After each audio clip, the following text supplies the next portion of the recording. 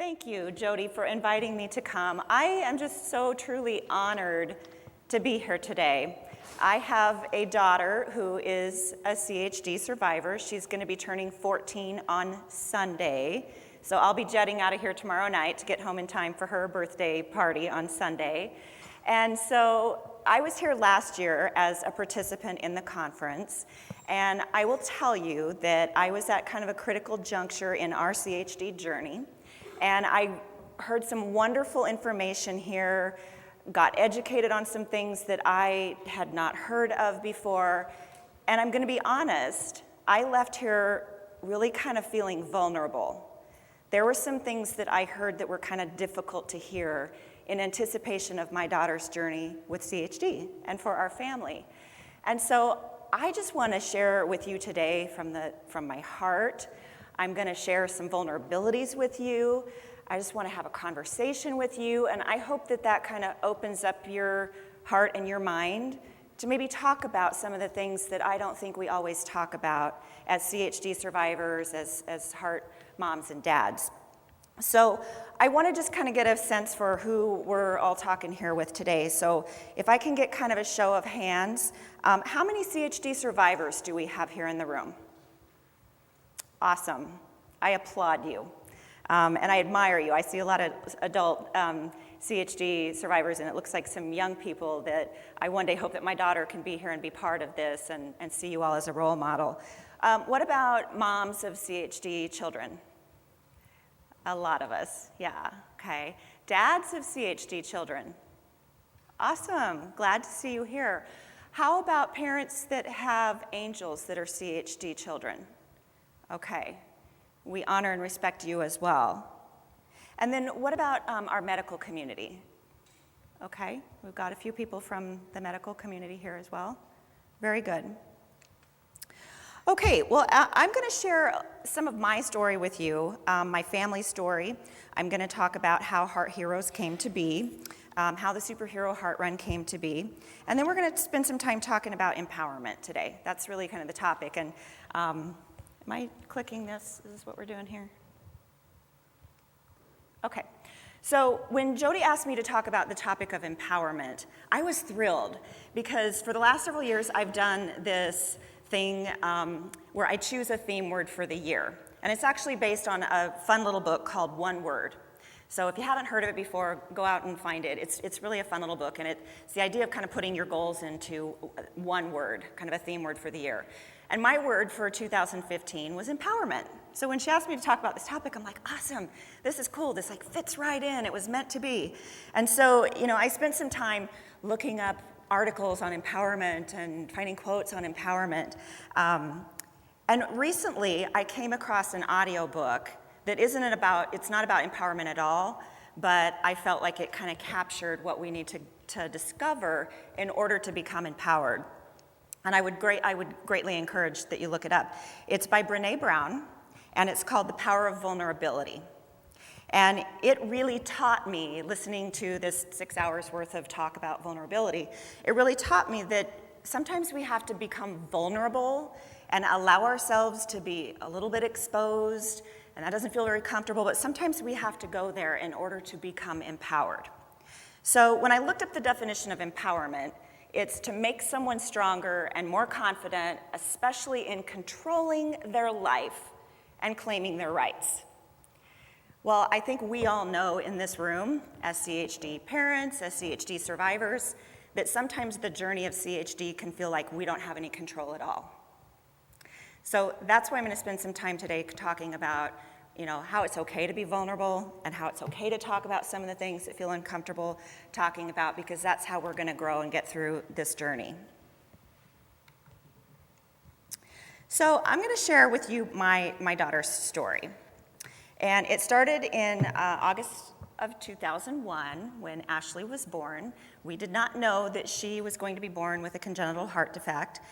She was born with absent pulmonary valve tetralogy of flow. And she was diagnosed within a couple hours of birth. So she had her first open heart surgery when she was 3 months old. And it was quite an event at that time. After about 3 different attempts at extubation, we learned that she was going to have a tracheotomy. and we were crushed. And we first of all, we were juggling the idea of having this baby with this heart defect. Had never heard of such a thing, as most of you in this room would probably attest. And we honestly didn't know how we were going to be able to manage this child, with a trach. She lived with that trach for about 1.5 years, and we had a pretty complex journey through those first few years. We had in-home medical care instead of traditional child care to help us take care of her. And then life became normal for a while. And many of you can probably relate to kind of what this roller coaster sometimes feels like. And it was good. We got past that. Life was normal. For little moments of time, we could maybe sometimes every once in a while kind of just put it out of our mind that we had this CHD and that she was going to have to go back and have more surgeries in the future. Well, that inevitability came back around in the summer, it's just her anniversary was just a few days ago, actually, June 19th, 2008. And Ashley went in to have her second valve.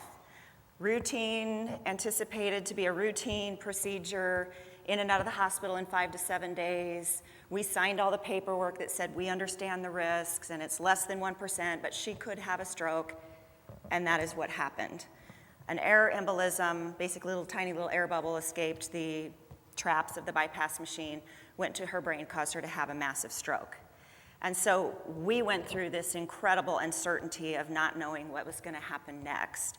And this routine experience had suddenly turned into just a nightmare, literally a nightmare. So we went through months of rehabilitation. She was inpatient for 63 days. We spent 6 weeks in an outpatient rehabilitation facility, which was amazing, which was wonderful. We walked in the doors of that establishment and they said, no problem. She's going to be fine. She's going to get through this. She's going to be up walking and talking and doing all of the things that a child that's 6, 7 years old is able to do. But it was a grueling process. It was hard. It was hard watching her go through this. We spent another 6 weeks of daily rehabilitation, driving her 50 miles back and forth to this facility. But you know what? We got through it. So about a year after that, Heart Heroes was born. And Heart Heroes was not something that I would have ever anticipated in the early years of our CH journey of doing. But what happened along the way is we went through just this, this deep soul-searching process through the course of her having her stroke and going through all of these unexpected things. And along the way, some people started to come into my life. And it actually, ironically, happened through what was probably the closest thing at that time to social media. We had a care page for Ashley, and I journaled about what was going on with her on a daily basis. It's actually what became the material for the book eventually. And so people that we didn't even know started joining the care page and posting, and now that all happens on Facebook a lot. But at that time, there was no Facebook really, and so it was through the care page. And in that process, this woman named Kitty started posting every day, and I didn't know her. And she's like, oh, I'm praying for your family, and I'm thinking about you, and I'm a heart mom too, and I'm like, who is this woman, and why is she following our story? And several months after Ashley's rehab was all over and we were kind of back at home, she tapped my shoulder at another CHD event. She said, hi, I'm Kitty. And I was like, oh my gosh, you're Kitty. And so a friendship started. It was a common bond. I didn't have anybody in my life at that time that also had a child with CHD, and I found that she was the person that I could call late at night before a heart echo the next day or something that I was just struggling with, and I could talk to her. And sometimes that involved a bottle of wine or a lot of tears and Kleenexes. It was, whatever it was. We just found that we had that ability to share our experiences with each other. And so what happened with Heart Heroes, none of us really anticipated. It went from just a few of us with this concept, this idea, that we needed to do something to help empower our kids. Our kids are going in for these heart surgeries and clinic visits, and they're traumatized. They go through all of these experiences, and they're afraid, and they don't want to go in there, and they don't understand why they have to. And we said, we've got to do something to make this a little easier for them. So the simple concept of the CAPE, was where it started. And the idea that, when kids put on superhero capes, what happens? They become invincible. They take on this other little pretend, aura, and they have powers, and they can fly, and all these things that they just feel that they can take on the world. So that was where the concept started. We were interested in helping our kids and a few local families, and we started a Facebook page and a website, and it just spread like wildfire. So we now have sent these Heart Hero capes to over 30 countries, every state in the US. We had the honor and the privilege of having our story told on the NBC Nightly News with Brian Williams 3 different times. They actually were running a commercial for a long time that showed my daughter on it, and I'd get calls from people in other states saying, hey, we just saw Ashley when we were having morning coffee, and it was just so surreal to see that happening and to see how far it stretched. And what that told us is that there is a significant need for awareness, and there are a lot of families out there that are being affected that need the support and need something to help their children.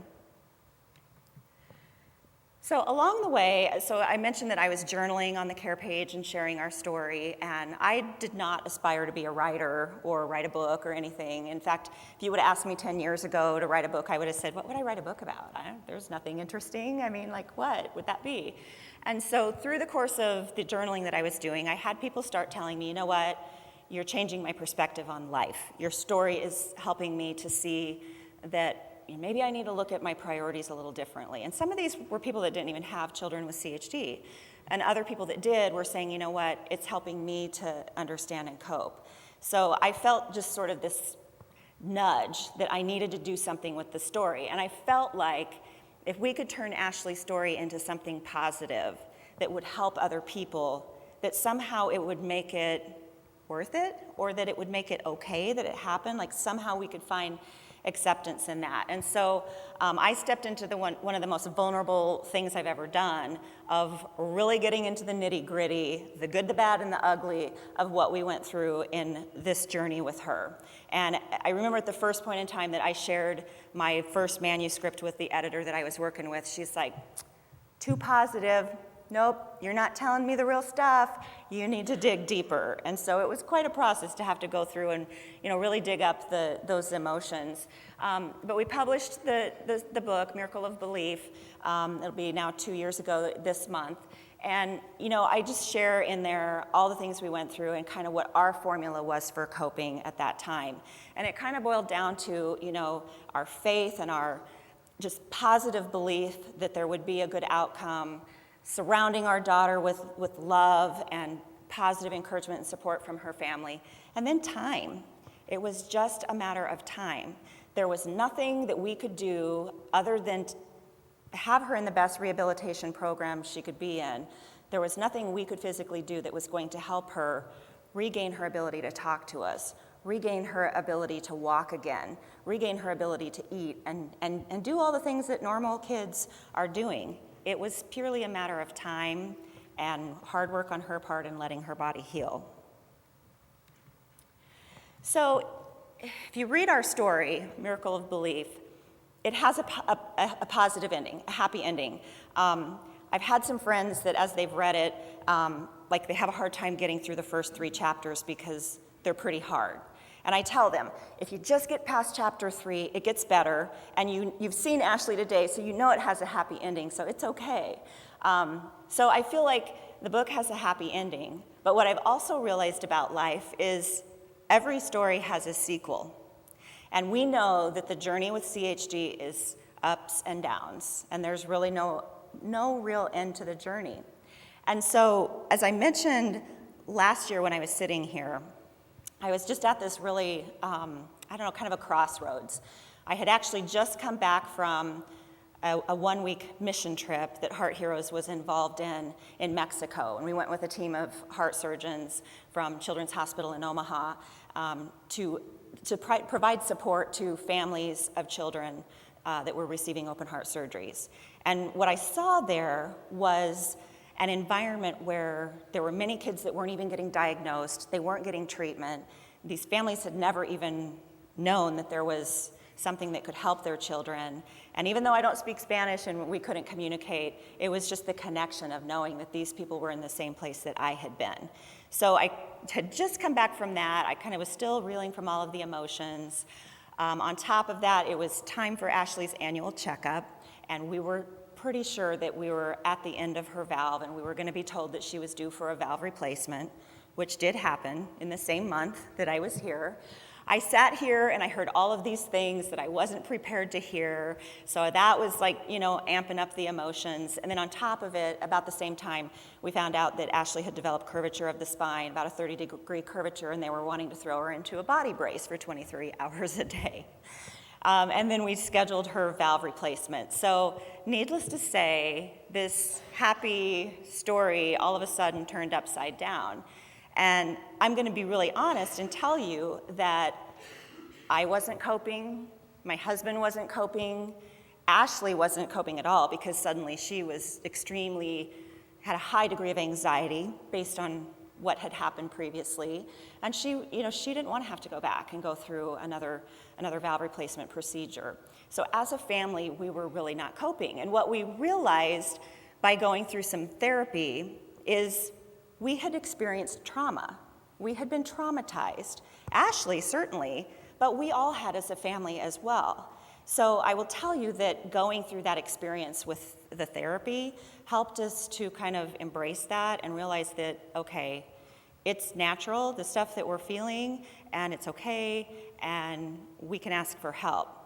And in that process, my marriage started to crumble, because we just weren't coping well as a family. So there was a point in time that I remember, I'm going to share this really, really openly with you. I remember thinking, okay, we have this image that we're this perfect little family that got through this huge trauma, but deep down, we're kind of falling apart. And I remember thinking, that book is all a lie, because we're not coping very good right now. So we went through her valve replacement in the fall. She actually had the Melody valve, so it was heart catheterization, not open heart. She sailed through it. She was home within a day, easy peasy, changed our world, because now we have a positive experience that we can attach our emotions to, not the negative one that we had before. My husband and I did some marriage counseling. Life's not perfect, but it's better. It's better than it was before. And the reason I'm sharing all of this with you is just because I want to make the point that some of these things we don't talk about. We talk a lot about the medical journey, and sometimes the hardest part, I think, of the CHD journey is just the day-to-day life that we are trying to deal with. And sometimes those are the things that, our doctors and cardiologists can't necessarily help us with, because they don't really see what we're dealing with on a daily basis. I think what this group can do for each other is to help with that and to help point us all in the right direction. And so when we think about the impact of CHD on our lives as survivors and as families, these are the elephants in the room. So this is what I would say to you, is I'm going to invite those elephants to come in the room and sit down with us, and let's have the conversation.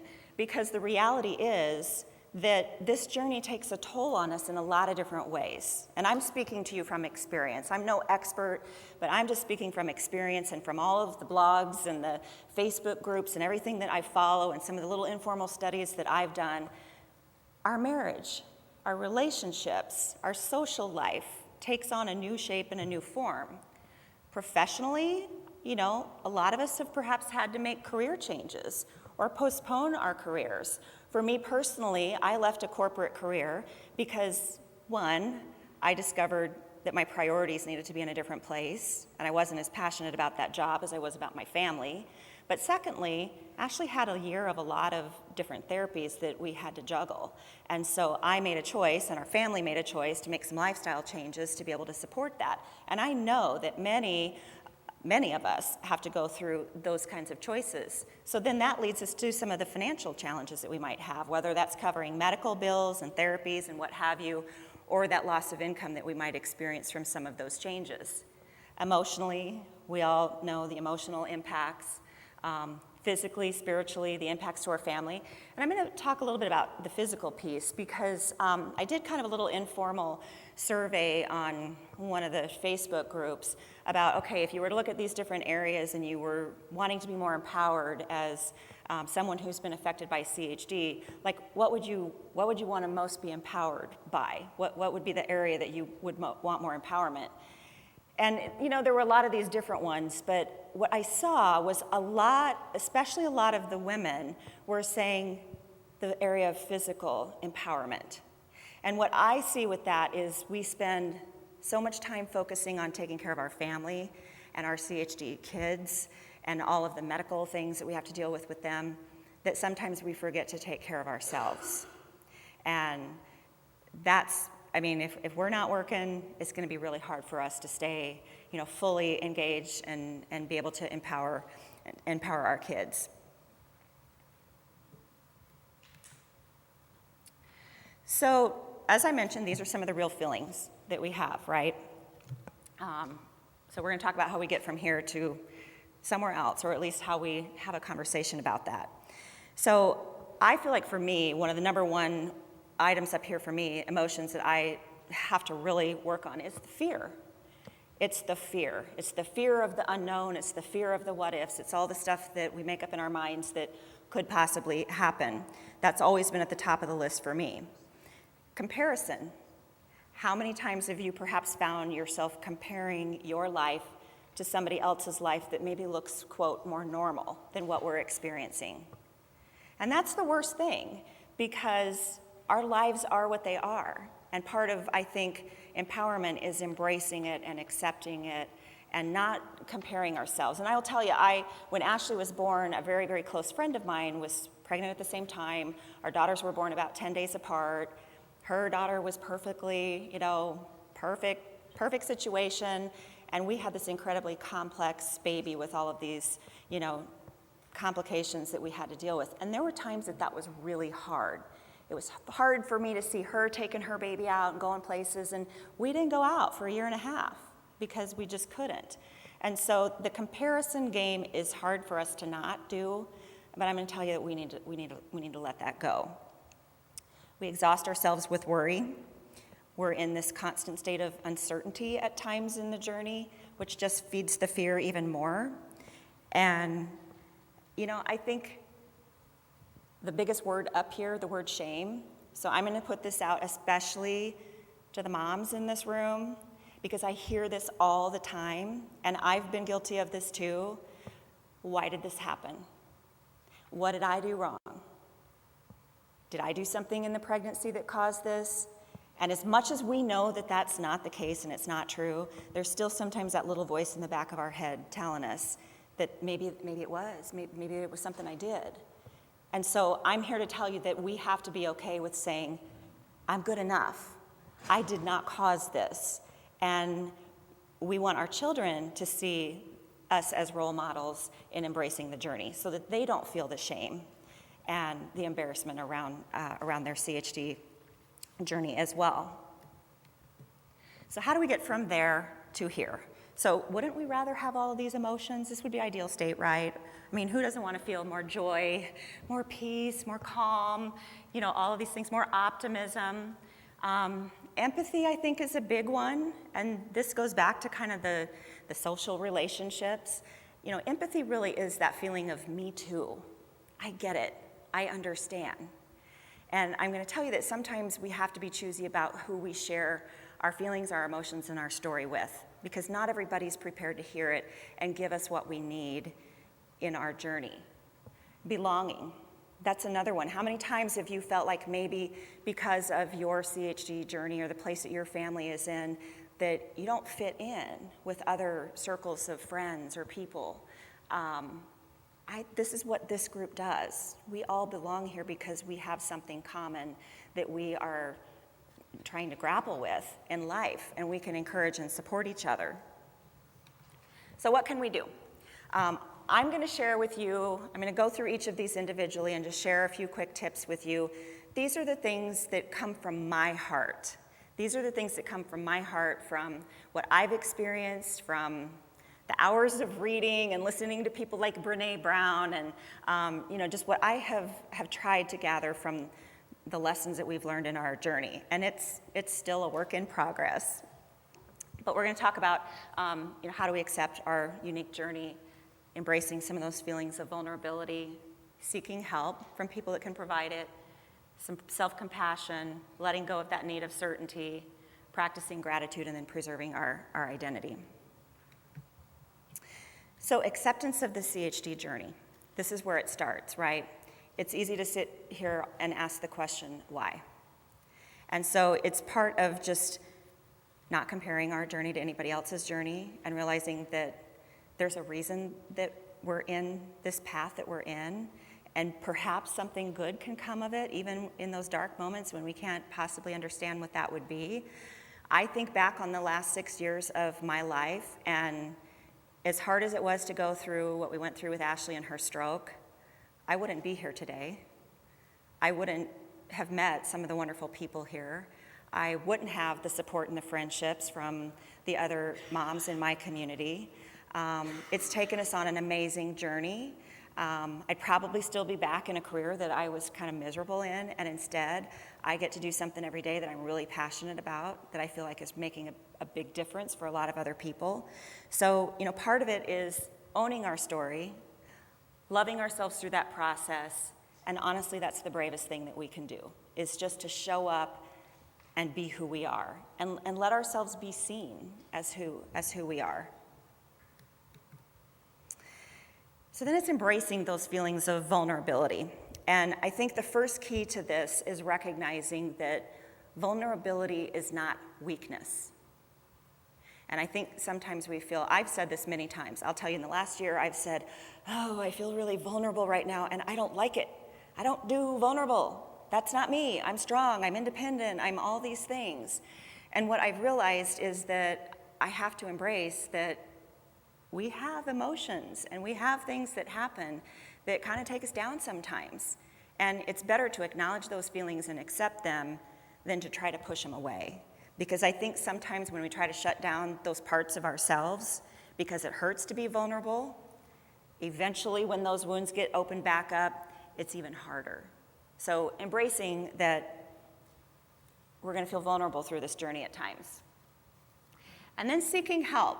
And there's two parts to this. So number one is seeking help, and whether that's seeking help from a friend, whether that's asking for help from a therapist for your child, or for yourself, or for your marriage, or whether that's asking for financial assistance or some help with your kids.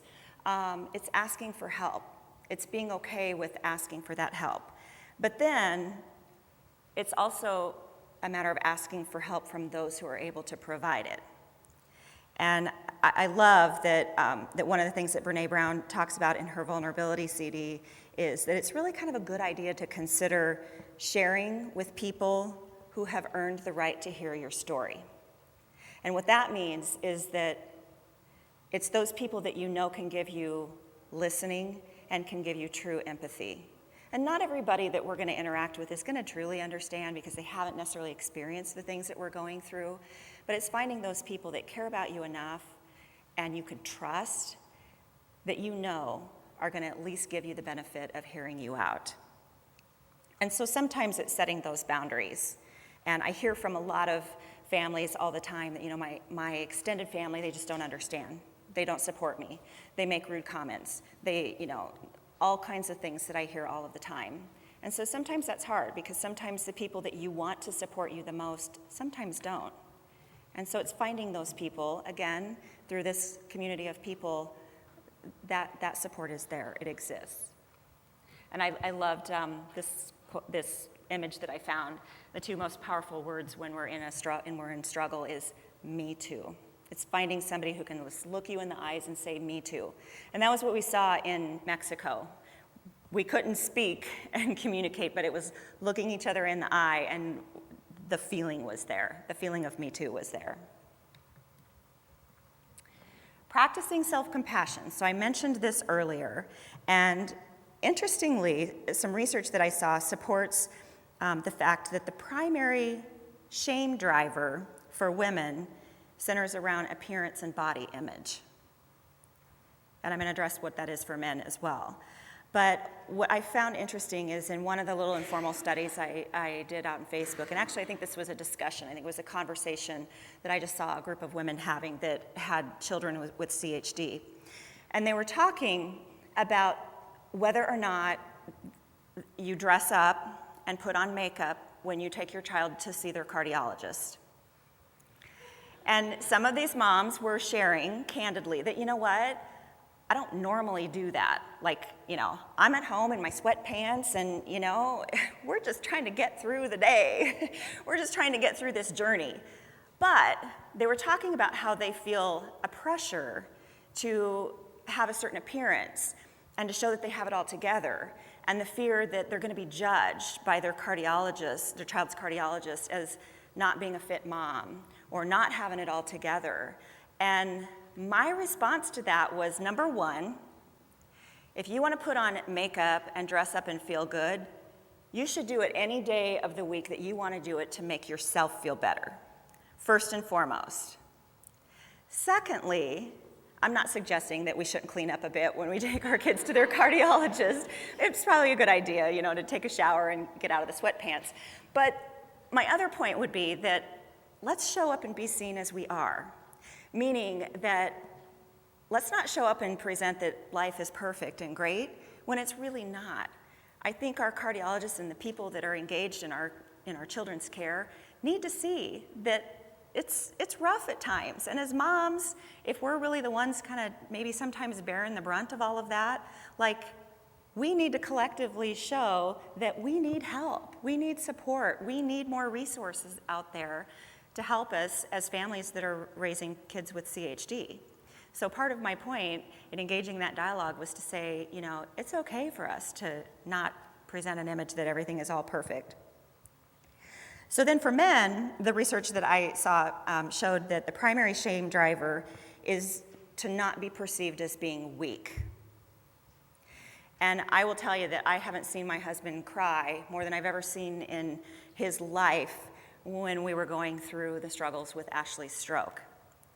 But even now, I realize that sometimes his emotions are much deeper than I give him credit for. He just doesn't show it as much. So I've had to learn that, you know, sometimes because he's maybe not verbalizing what he's feeling, it doesn't mean that he isn't in as much pain as I am, just because I'm talking about it all the time. So some of it is just, you know, being able to give yourself a little grace and talk to yourself like you would someone you love, was an interesting quote that I saw. Looking in the mirror and saying, you know what, it's maybe not going to be an easy day, but I got this. I got this. We can do this. We can get through this. And I'm going to give myself a little more credit for what I'm taking on here than what maybe I did the day before. Now, I don't know how well you can all see this from the back of the room. The next one is to let go of the need for certainty. And when I was like Googling, trying to find quotes or images or something that I felt kind of would convey the idea of uncertainty. And like this image, just like, I was like, oh, that's perfect. So what it is, you know, this surfer going out into the ocean, and, you know, in the background of this wave, you can see this, you know, massive shark. And I don't know if this is a real photo or if this is just somebody's photoshopped cool image that they did. But what I see in that is, you know, how often in this journey do we feel like we're swimming in this dark, shark-infested water? We can't see the sharks, but we know they're there. They might clamp down their powerful jaws on us at any moment in time, and we don't have any control over it because we don't know what really is ahead. But the thing is, if you really like surfing and you really love your children or your loved ones that are affected by CHD, you're going to get through whatever you got to get through. You're going to go through the dark waters and do whatever is necessary to go to the next stage of the journey. You know, sometimes we say that knowledge is power. I have found that I think sometimes having too much information leads you to all the what ifs. I know when Ashley had her stroke, like, I wanted to go to the internet, like, I wanted to Google everything, and my friend said, no, do not do that. We'll find you some information. because you don't know what you're going to get there. So the uncertainty, it's being able to embrace that.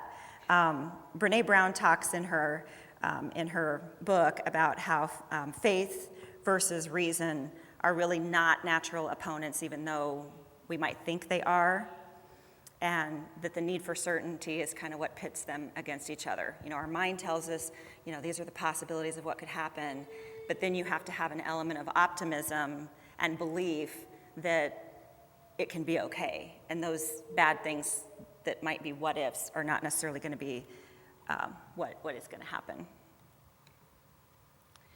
Practicing gratitude. So, and it's actually practicing gratitude. We hear the expression all the time of having an attitude of gratitude, and what I find is that when I'm in a really kind of bad place and things are happening and I'm just kind of reeling from things, is I have to actually sit down sometimes and write out. I am grateful for this and that. I'm grateful that I have a house over my head and, a healthy family, and I'm grateful for the people in my life. And I have to sometimes physically sit down and write it out. And there's a lot to be said for gratitude as sort of an antidote to fear and the uncertainty and the negativity that we might be experiencing. And so it's amazing how when you sit down and do that, you can kind of go, okay, it's not as bad as what I thought it was. There are some good things that are still present in my life, even though there might seem at that moment to be a lot of hard things. Preserving your own identity. So I look at this one as being as important for the CHD survivors and for our children that we're raising as CHD survivors as it is for us as parents of CHD children, both moms and dads. And I feel like instilling this in my daughter as a CHD child is incredibly important. I mean, the rock, the scar is that's the epitome of this, is being able to say, I have a scar and I'm proud of it because it's who I am. And I'm not going to be ashamed of it and I'm not going to be embarrassed. It's who I am. And it's being okay with that journey. But what I have also found as a parent, especially with the work that I've done with Heart Heroes and advocating for CHD, and probably for many of you in the room that are really, really actively engaged in advocating about CHD, is you can sometimes lose yourself in it.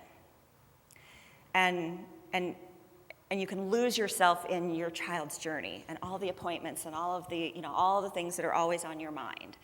And I've at times had to kind of step back and do a little soul searching and think to myself, okay, if this wasn't as present in my life as it is, and I know I can't change it, but let's just say for a moment, let's do a what if and say for a moment, what if it wasn't? What do I love beyond that? What are my interests and my passions, and what other things are important to me that I want to engage in, or things that bring me joy? So I still need to do those things, and I still need to maintain an identity as Sondra, not just as Ashley's mom or the co-founder of Heart Heroes or the author of this book.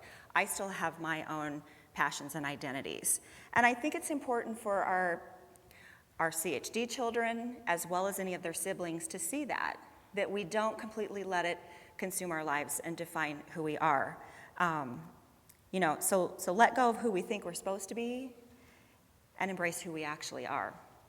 But let ourselves have a little grace in still having some joy in other places in our life. And I loved that quote. You are imperfect, you are wired for struggle, but you are worthy of love and belonging. And I want to capture that and just always have that present for my daughter. You're worthy of love and belonging. None of us are perfect. We all have our scars, right, in some capacity. So if we could live wholeheartedly with CHD, living with CHD is hard. It's not the way the rest of the world lives, right? Back to the comparison thing. But not fully living our lives is much harder and much more dangerous. So that's how we live wholeheartedly with CHD.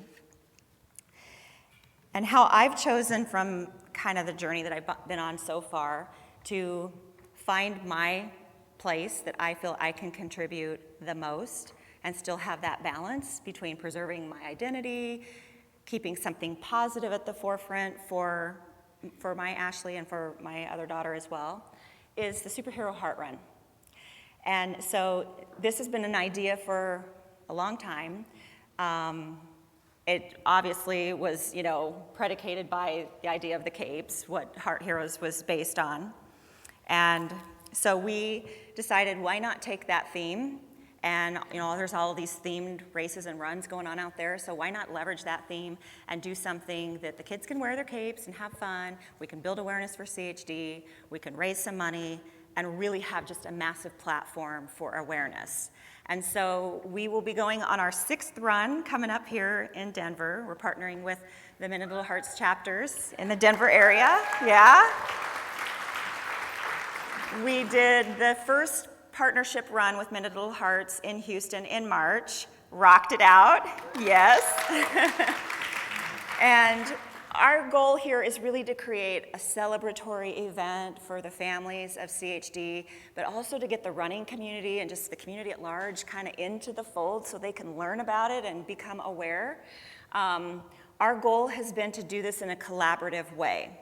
And so I'm delighted that we have the partnership with Mended Little Hearts to do this, because our goal is to involve other organizations and get as many people involved to just really spread massive awareness. And so you can find more information at the superheroheartrun.com. We also have information in the exhibit hall down at our booth. We would love to talk to any of you about how we partner up and do the runs. Everybody who signs up for the run gets one of these capes the day of the event, and everybody runs in these. And I actually have a quick little video that I'll ask Jody if she can help me bring up here that just kind of captures the kind of the essence of what we've been doing. And then we're going to do something really, really fun as we wrap up. Am I doing okay on time? Yeah. A little bit. 5 minutes left or 5 minutes over? Okay, gotcha. Whoops, hold on. All right, I'm always going to go have to long. plug that in. Hold on 1 second. Margaret, maybe while we're waiting for that, will you come help me do the little giveaway? It just doesn't want to play without your thumb driving. Yeah, that's okay. So we thought we would, oh, maybe it's coming. Yeah, it's coming. All right. Okay. There it is.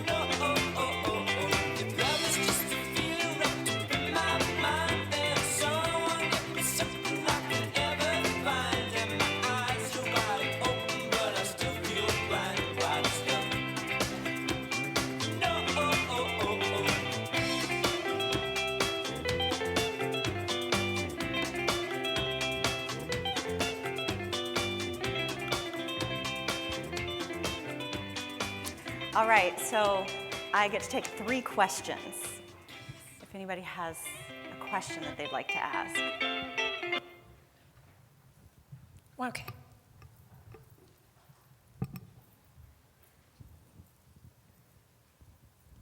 So I've heard that if we partner with your organization to do a run, that your organization takes care of the administrative side. What all does that involve? And then do you also send people to each location the day of the event? Yes and yes.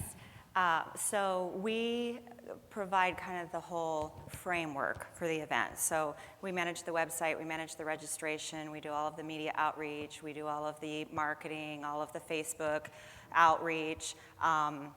So really the foundation. We help project manage it, so we've got templates for everything all developed. What we ask the Mended Little Hearts teams locally to do is really to be our feet on the ground. You have the presence in the local community, you know the local businesses that will support you, you know the heart families, the hospitals, so we look for your support in really doing the work within the community, and then we support you on a broader front. And then at this point, especially with each run being kind of a new location, either Margaret or I are coming out on site to help, facilitate getting everything set up. So I feel like at this point we have a pretty good process developed. We're still learning and we're still growing from it, but the idea is for us to definitely collaborate.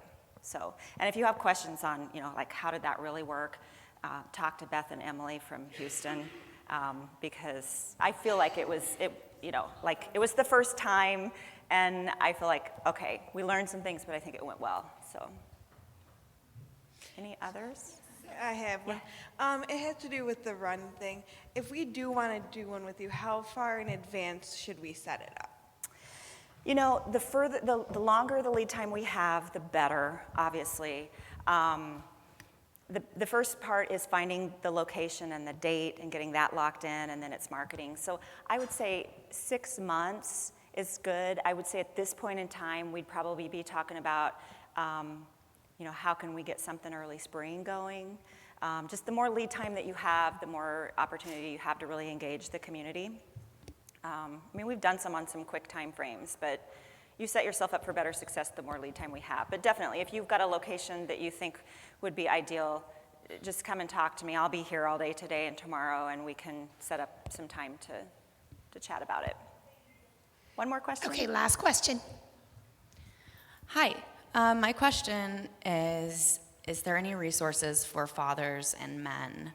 I've done a lot of research. I'm a CHD survivor. I'm 29 years old. I've been traveling the United States. I have like hundreds of adult CHD friends, and there are very low amount of us that fathers actually stick around and men actually stay in it. And it's unfortunate, but it seems there's a lot of mother groups and a lot of women's groups. And like you said, we talk a lot more, obviously, and they tend to hold a lot of feelings inside. A lot of our parents' marriages fall apart as a result of this. So I was wondering if there are any groups or like any resources for men or fathers, or if we could do something for them.